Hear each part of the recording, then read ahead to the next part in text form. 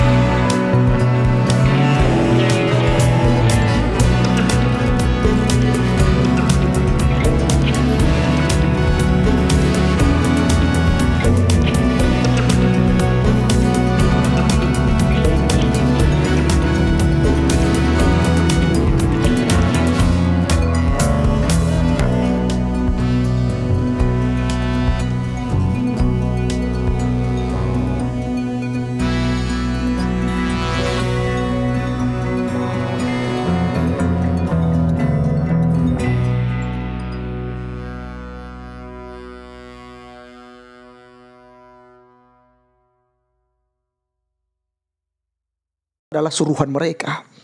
Ya, saya curahkan Roh Kudus, terimalah gitu. Bahasa-bahasa semacam ini teman-teman sekalian ini sangat melanggar kebenaran firman Tuhan. Maka teman-teman sekalian, melalui cuplikan video tadi dan kita akan bahas, ya, kita akan bahas seperti apa karunia roh yang dimaksud oleh Alkitab. Dan sebelumnya seperti biasa, kita langsung saja dulu untuk menonton video berikut ini.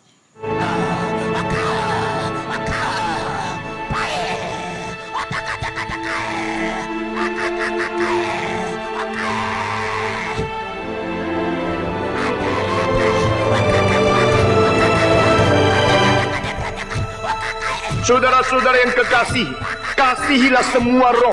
Karena di dalam kasih tidak boleh mengkritik, tidak usah puji. Pokoknya kasih, semua itu sama. Begitu? Jawab. Begitu? Yohanes adalah rasul kasih.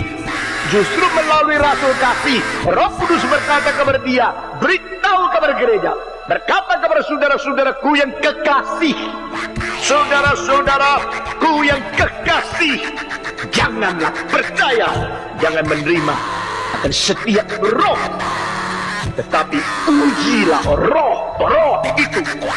Gereja abad ke-20 akhir ini salah satu keteledoran yang paling besar, yaitu kita tanpa uji terima semua roh.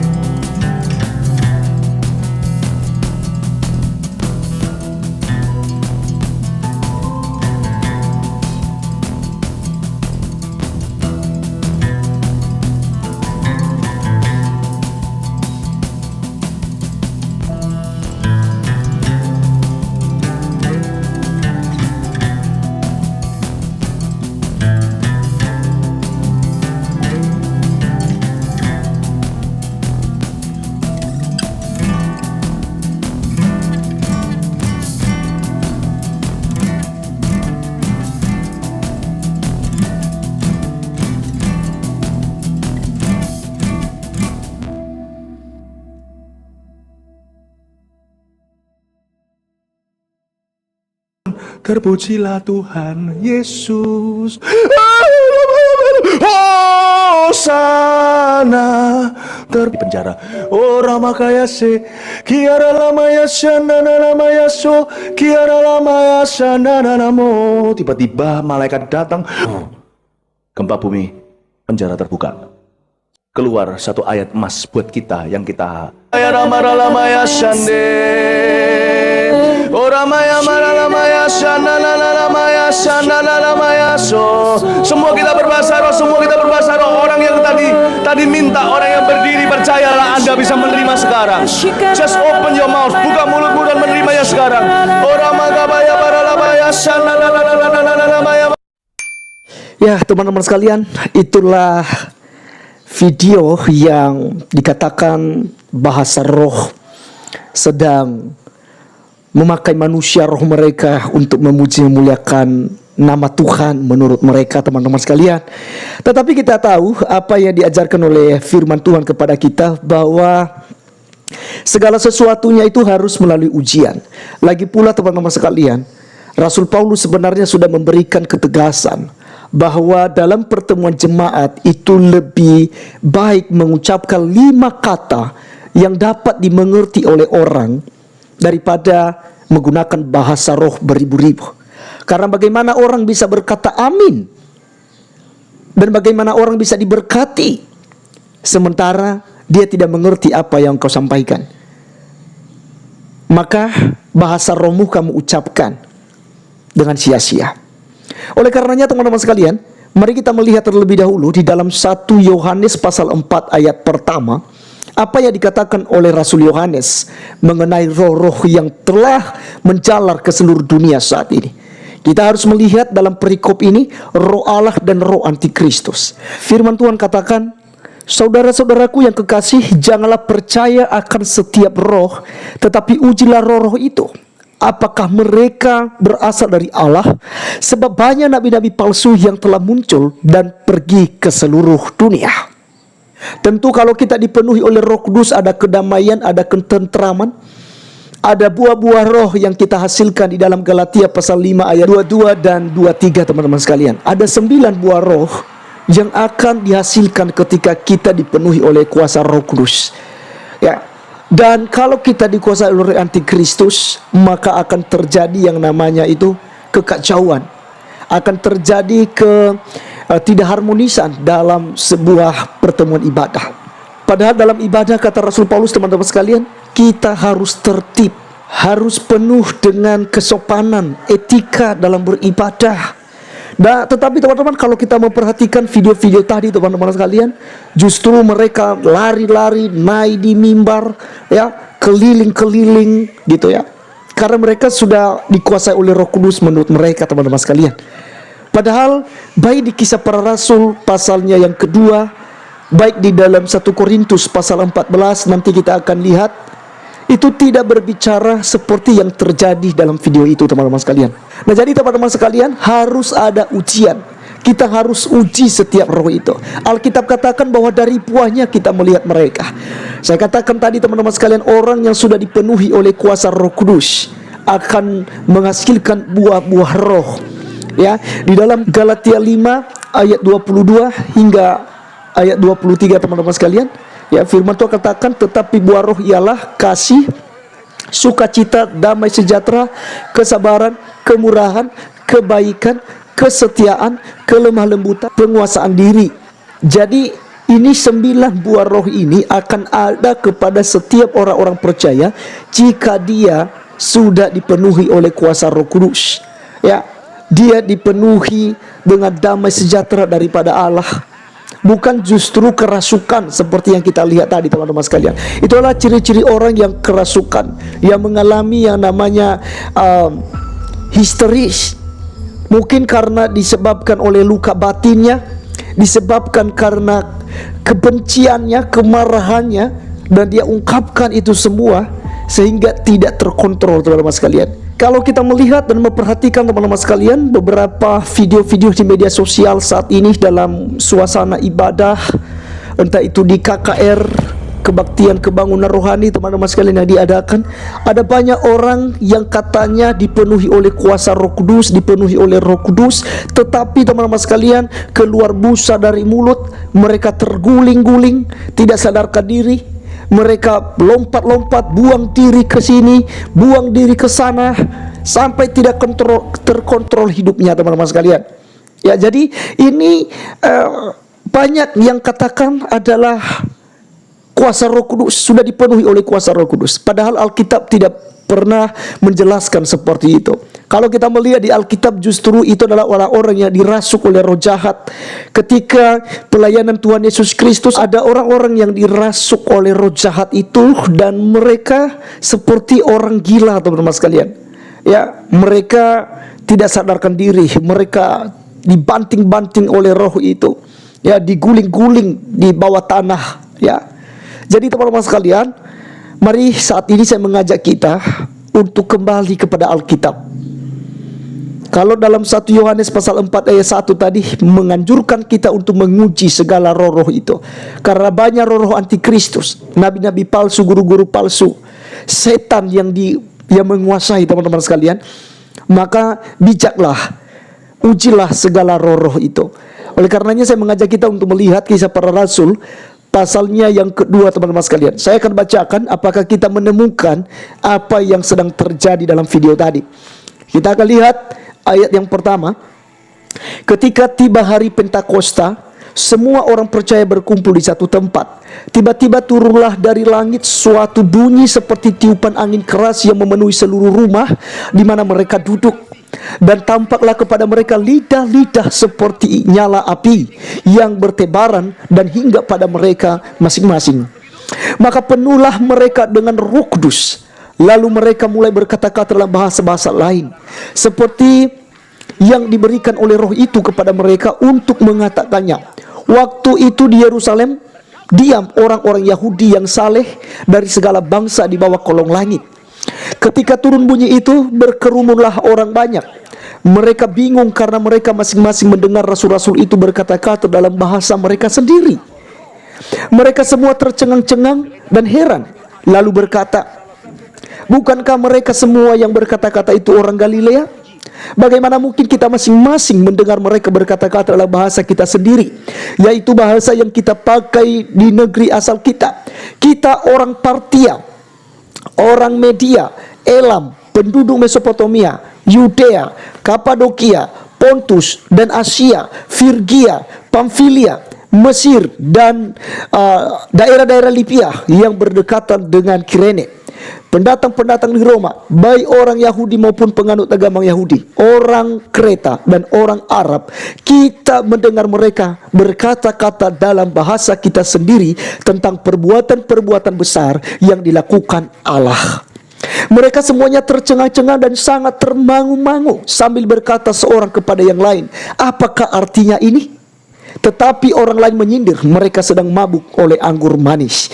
Teman-teman sekalian, kita melihat di sini apa yang disampaikan oleh Alkitab dan bagaimana ketika pencurahan Roh Kudus, bagaimana ketika orang dipenuhi oleh Roh Kudus, ada lidah-lidah api yang bertebaran kepada setiap rasul itu, dan mereka berkata-kata dalam bahasa-bahasa yang dimengerti. Pertanyaannya teman-teman sekalian, ada sekitar 15 suku di situ, 15 bahasa di sana, orang-orang yang ada di Yerusalem pada waktu itu. Dan ketika rasul-rasul itu berbicara, itu tidak ada kalimat-kalimat yang tidak dimengerti oleh mereka. Maka teman-teman sekalian, itulah yang disebut dengan bahasa roh. Kalau ada teman-teman sekalian yang seperti yang kita lihat di video tadi, ya mungkin kita tidak akan berkomentar, dan mungkin juga kita tidak akan buat video ini. Saya secara pribadi tidak akan buat video ini. Tetapi baik dalam Kisah Para Rasul ini maupun di dalam 1 Korintus nanti, itu kita tidak menemukan ini. Ya, sekali lagi kita tidak menemukan seperti yang ada di video tadi. Nah, maka teman-teman sekalian, mari kita langsung saja untuk melihat 1 Korintus pasal 14. Apa yang dikatakan oleh Rasul Paulus di sana? Kita mulai di dalam ayat yang kedua teman-teman sekalian. Siapa yang berkata-kata dengan bahasa roh tidak berkata-kata kepada manusia tetapi kepada Allah, sebab tidak ada seorang pun yang mengerti bahasanya. Oleh roh ia mengucapkan hal-hal yang rahasia. Tetapi siapa yang bernubuat, ia berkata-kata kepada manusia ia membangun, menasihati dan menghibur. Siapa yang berkata-kata dengan bahasa roh, ia membangun dirinya sendiri, tapi siapa yang bernubuat, ia membangun jemaat. Aku suka supaya kamu semua berkata-kata dengan bahasa roh, tetapi lebih daripada itu, supaya kamu bernubuat. Sebab orang yang bernubuat lebih berharga daripada orang yang berkata-kata dengan bahasa roh, kecuali kalau orang itu juga menafsirkannya, sehingga jemaat dapat dibangun. Jadi saudara-saudara, jika aku datang kepadamu dan berkata-kata dengan bahasa roh, apakah gunanya itu bagimu? Jika aku tidak menyampaikan kepadamu penyataan Allah atau pengetahuan atau nubuat atau pengajaran. Kita akan lanjut ke ayat 9-nya teman-teman sekalian. Demikianlah juga kamu yang berkata-kata dengan bahasa roh. Jika kamu tidak mempergunakan kata-kata yang jelas, bagaimanakah orang dapat mengerti apa yang kamu katakan? Kata-katamu sia-sia saja kamu ucapkan di udara. Ada entah berapa banyak macam bahasa di dunia. Sekalipun demikian, tidak ada satu pun di antaranya yang mempunyai bunyi yang tidak berarti. Tetapi jika aku tidak mengetahui arti bahasa itu, aku menjadi orang asing baginya. Dia yang mempergunakannya dan dia orang asing bagiku. Ayat 13, karena itu siapa yang berkata-kata dengan bahasa roh, ia harus berdoa, supaya kepadanya diberikan juga karunia untuk menafsirkannya. Kita lanjut ke ayat 16. Sebab jika engkau mengucap syukur dengan rohmu saja, bagaimanakah orang bisa yang biasa yang hadir sebagai pendengar dapat mengatakan amin atas pengucapan syukurmu? Bukankah ia tidak tahu apa yang engkau katakan? Sebab sekalipun pengucapan syukurmu itu sangat baik, tetapi orang lain tidak dibangun olehnya. Aku mengucap syukur kepada Allah bahwa aku berkata-kata dengan bahasa roh lebih daripada kamu semua. Tetapi dalam pertemuan jemaat, aku lebih suka mengucapkan 5 kata yang dapat dimengerti untuk mengajar orang lain juga, daripada beribu-ribu kata dengan bahasa roh. Kita lanjut ke ayat 22. Karena itu karunia bahasa roh adalah tanda bukan untuk orang yang beriman, tetapi untuk orang yang tidak beriman. Sedangkan karunia untuk bernubuat adalah tanda bukan untuk orang yang tidak beriman, tetapi untuk orang yang beriman. Jadi kalau seluruh jemaat berkumpul bersama-sama dan tiap-tiap orang berkata-kata dengan bahasa roh, lalu masuklah orang luar atau orang-orang yang tidak beriman, tidakkah akan mereka katakan bahwa kamu gila? Nah, jadi teman-teman sekalian, dalam pembacaan kita ini ada beberapa hal yang disampaikan oleh Rasul Paulus, bahwasanya jika ada yang berbahasa roh, hendaklah ia meminta juga supaya diberikan kepadanya karunia untuk menafsirkannya. Atau setidak-tidaknya kalau dalam pertemuan jemaat harus ada yang memberikan arti dari sebuah bahasa yang disampaikan. Karena tentu saja dalam bahasa roh teman-teman sekalian ada pesan yang disampaikan oleh Tuhan Yesus Kristus. Dan pesan itu tidak akan mungkin itu saja setiap hari minggunya, atau setiap beribadah bahasa rohnya itu dan itu aja. Ya. Nah, jadi teman-teman, sangat jelas sebenarnya apa yang disampaikan oleh Rasul Paulus di sini. Di dalam ayat 2 dikatakan bahwasanya ketika orang berbahasa roh, yang berkata-kata dalam bahasa roh tidak berkata-kata kepada manusia tetapi kepada Allah, sebab tidak ada seorang pun yang mengerti bahasanya, oleh roh itu mengucapkan hal yang rahasia. Jadi teman-teman sekalian, yang dimaksud di sini adalah ada hubungan antara orang yang berbahasa roh itu dengan Tuhan, dengan pribadinya, dengan sendirinya, tidak dalam pertemuan jemaat. Jika itu dibawa dalam ranah pertemuan jemaat, maka harus ada yang menafsirkannya. Karena ada bahasa roh, ada 2 jenis bahasa roh teman-teman sekalian. Bahasa roh yang dapat dimengerti dan bahasa roh yang tidak dapat dimengerti, ya disebut dengan kosolalia. Nah, maka teman-teman sekalian, kalau bahasa roh yang dimengerti kita sudah melihat di dalam Kisah Para Rasul pasal 2 tadi, di mana ada berbagai macam bahasa di sana. Dan ketika rasul-rasul itu berbahasa roh, semua orang yang ada di sana mengerti apa yang mereka sampaikan. Mereka mengerti kuasa Tuhan, mujizat Tuhan, dan Injil tersampaikan kepada mereka, sehingga mereka beriman, dibangun oleh bahasa roh itu sendiri.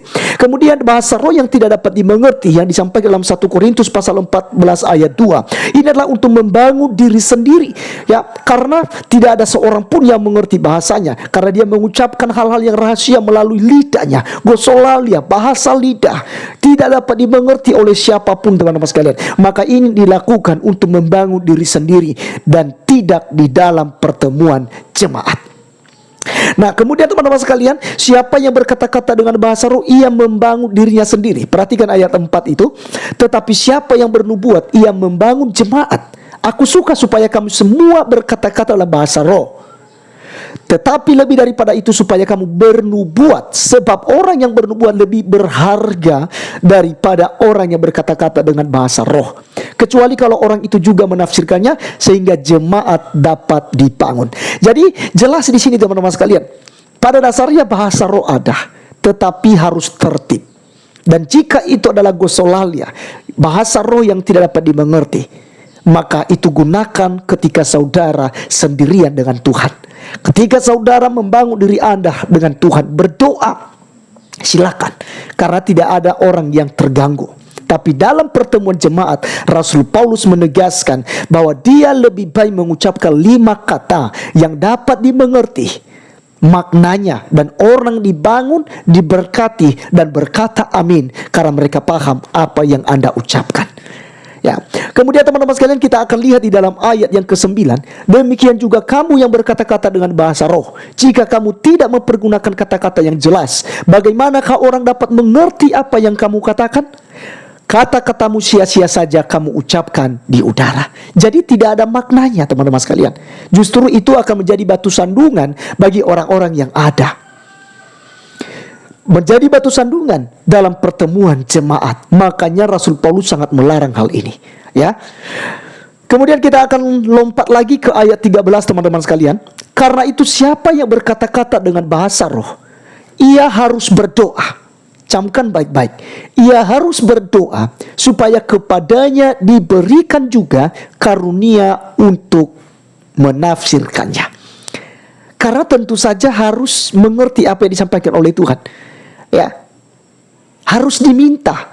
Berarti kalau Rasul Paulus menyuruh firman Tuhan mengatakan harus meminta hal itu, berarti dalam setiap bahasa roh, baik bahasa roh yang dapat dimengerti seperti di Kisah Para Rasul, maupun bahasa roh yang tidak dapat dimengerti di dalam ayat 2 1 Korintus pasal 14 ayat 2 itu, harus meminta kepada Tuhan supaya mengerti, menafsirkan apa yang disampaikan oleh roh itu sendiri, sehingga orang lain dapat dibangun olehnya. Kita akan lanjutkan di dalam ayat 18 teman-teman sekalian. Aku mengucap syukur kepada Allah bahwa aku berkata-kata dengan bahasa roh lebih daripada kamu semua. Tetapi dalam pertemuan jemaat, aku lebih suka mengucapkan 5 kata yang dapat dimengerti untuk mengajar orang lain juga, daripada beribu-ribu kata dengan bahasa roh. Jadi teman-teman sekalian, kita sekarang mengerti bahwa bahasa roh memang ada, tetapi bahasa roh yang ada, yang daripada kuasa Roh Kudus, daripada Tuhan itu sendiri, harus tertib dan kata-katanya jelas, dapat dimengerti, sehingga orang dibangun olehnya. Kalau saudara-saudari semua, teman-teman, para subscriber YouTube channel TV Laskar Kristus, ada yang berbahasa roh dengan bahasa lidah, silakan lakukan dengan sendirinya. Lakukan ketika Anda doa puasa, berdoa dalam kamarmu, berdoa di tempat ibadat dengan kamu sendiri dengan Tuhan. Lakukanlah itu untuk membangun diri Anda sendiri, karena tentu tidak membangun orang lain dalam bahasa-bahasa itu karena tidak dimengerti. Kemudian teman-teman sekalian, yang paling terakhir ayatnya yang ke 22 dikatakan begini. Karena itu karunia bahasa roh adalah tanda, bukan untuk orang yang beriman, tetapi untuk orang yang tidak beriman. Sedangkan karunia untuk bernubuat adalah tanda, bukan untuk orang yang tidak beriman, tetapi untuk orang yang beriman.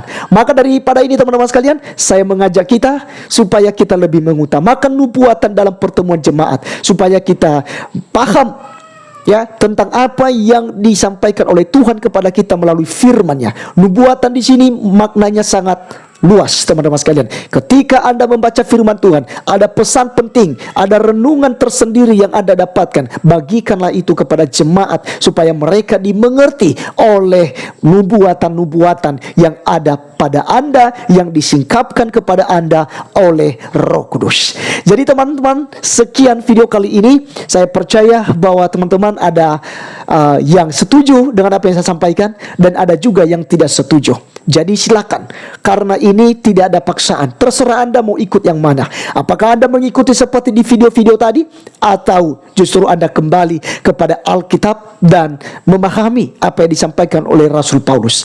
Sekali lagi saya tekankan, dua bahasa roh. Yang pertama, bahasa roh yang dapat dimengerti seperti di Kisah Para Rasul, dan bahasa roh yang tidak dapat dimengerti. Dan saya sudah jelaskan, yang tidak dapat dimengerti ini Anda tidak boleh gunakan di dalam pertemuan jemaat. Anda tidak bisa menggunakannya dalam ibadah-ibadah persekutuan, tapi Anda gunakan ketika Anda berdoa sendiri dengan Tuhan. Dan pesan Rasul Paulus, pesan firman Tuhan, berdoa supaya Anda diberikan karunia untuk menafsirkan bahasa lidah yang diberikan kepada Anda, sehingga Anda bisa mengerti maknanya dan Anda bisa memberitahukannya kepada jemaat, kepada umat Tuhan, sehingga mereka diberkati dengan bahasa-bahasa roh yang ada pada Anda. Terima kasih, saya Arif Gule undur diri. Sampai ketemu di video saya selanjutnya. Tuhan Yesus memberkati. Salam.